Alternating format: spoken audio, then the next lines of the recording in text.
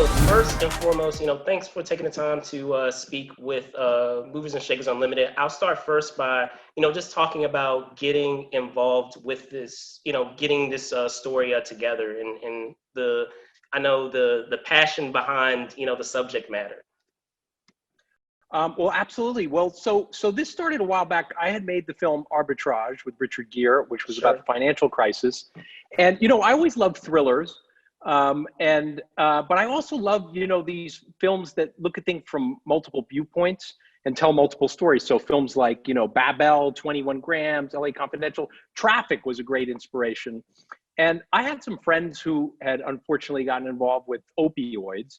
And, some are not with us anymore. And so I started thinking, God, this is a strange thing.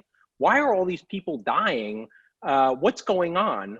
And I started doing some research and saying, well, interestingly, there's been, pharmaceutical companies, and what did they know? What didn't they know?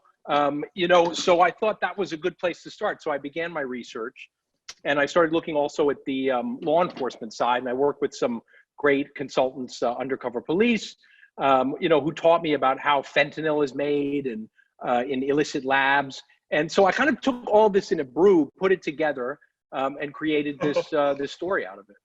Outstanding. And to speak further about it, the thing that I know is such a juggling act is having multiple stories at play going on simultaneously. So can you talk a bit also about having kind of that story element going, where you have kind of these weaving stories that are intertwining all at once, because it provided a nice angle to that story. Well, absolutely. Well, I think, so I like these films, where they have the multiple stories, but the trick is, how do you balance them and how do you have them move in and out of each other? So that starts at the script stage, where I kind of wrote the stories and I'll write them a little bit individually. Then I'll try to integrate them, see how do these characters touch or interact. You have Gary Oldman up here at the top dealing with pharmaceutical companies as a whistleblower. You have the law enforcement side where we're taking down a drug cartel. And then you have the personal side with Evangeline Lilly's character, where she's really trying to find out what happened to her son. And there's a bit of a mission there, a detective mission. So you film, you work with the actors and they're very stimulating in their own idea. Then you come in the editing room and it's all right. How do we use music? How do we use montage? How do we figure out all these tools? So we sat in here for months and months, 7 months, bringing in different directors, my friends, Taika or Eli Roth or Stanley Weiser, great, wrote Wall Street, all these different minds, and say, well, is this part getting too boring or didactic? We got to keep the tension up. What if we cut away to this? So, you do it at every level, when you're writing it, when you're making it, and when you're putting it all together in the edit.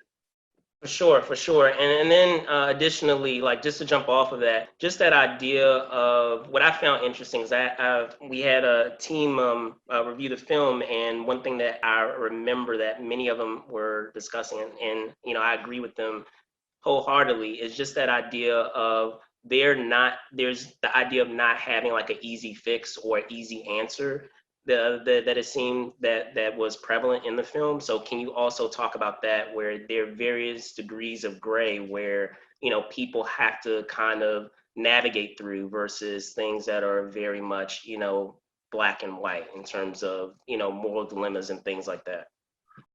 Well, I really appreciate that, and kudos to the team. I think, look, this is a complex issue. And like many complex things, there are pieces that are clear. We need better regulation in terms of how these drugs come to be and whether they're safe and tested. We need, restrictions on, don't tell everybody this pain thing's safe if it's not. Push doctors. But then there's more complex, personal decisions and moral decisions. So I love movies. I think, nobody is really a villain that I've experienced in my life. Very few people go, oh my God, he's a villain. Everyone's the hero of their own story. So we're confronted with these moral choices every day, and it's sort of up to the individual to decide, how do they want to react? So I think what we've seen in society, we saw with the crack epidemic, a terrible warehousing of minorities and putting people in jail, crack powders, all terrible stuff, demonizing everybody. Now I think society's come a bit further and said, addiction is not a crime, it's a disease. There are certain people, maybe through no fault of their own, they'll just get addicted to a drug. So we've got to look at treatment. We've got to look at better education, and these are the answers that are available to us. So these are the things we want to encourage in the film. First of all, we want you to have a good time, watch the movie, and enjoy the thriller aspect of it. But if we want to raise any questions, we want to say, how as a society do we want to deal with this together? Look, we're all in it together. Opioid addiction, it's crossed over into the mainstream. These are not people on the fringes of society, picking up a methadone thing. This is your brother, this is your father, this is your colleague in the office hiding something terrible that's gnawing at them, and it's not their fault. So I think we have to be more open to understand these issues as society, move forward together. As we came together in the COVID pandemic, this thing's still here, the opioid epidemic. It's just off the front page, but it's still very real. There's hundreds of thousands dying. So we got to work together, and help our brothers and sisters. And that's what I think the film seeks to stimulate. Absolutely, absolutely. And then lastly, in terms of the choice that you have with the cinematography that was at play, can you also speak to that? Because, I feel that it is a delicate balance of trying to provide the cinematography in such a way that it speaks to the story without you really having to say a lot of dialogue. And the only reason why I say that is because I'm thinking of Ullman's character when he, confronts the pharmaceutical company, and he has that, that interaction with them, and he first comes to that building, and it's like very like awe-inspiring, and just that idea of like David versus Goliath. Well, wonderful. I love that you picked up on that. That's one of my favorite scenes in the picture. I had a wonderful cinematographer on this picture, Nicolas Bolduc, a French Canadian. And I shot it up in Montreal, and they have a great tradition of cinema. We shoot on 35 millimeter film, which is something I've done for my whole career.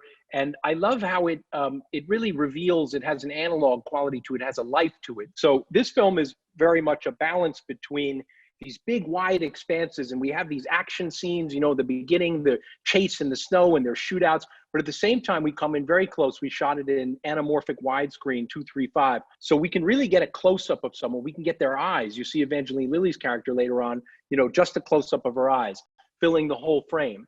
And I think in that moment with Oldman, I remember finding that location. It's a building in downtown Montreal, and it just looks like it's got these spires and this tech, and you feel the wealth and power. And in comes Gary, who's a kind of humble professor, a small man, right. He's very smart, but he doesn't have two nickels to rub together, and here he comes in and, oh, would you like a coffee? My friend Tony Guerin leads him in. She's a Victoria's Secret supermodel, one of the most beautiful women in the world. And there, everything's laid out. All he has to do is sign this piece of paper, and he can get money and funding, but he can't do it. He can't do it because it's not the right thing to do. And he knows that the decisions that are made in that boardroom, I remember, I love Hamilton. I don't know if you saw that, but there's yes. a song in there, I was in the room where it happened, and here he's in the room. This is the room where it happens. The decision that gets made in here is going to impact on Lily Rose Depp, who's become an addict. It's going to impact millions of lives. Millions of lives.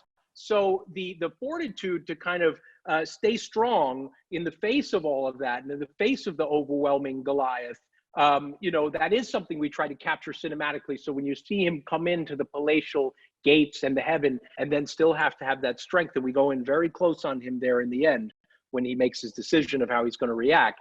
I think it was a wonderful study in contrasts, and that's what film allows you to do sometimes.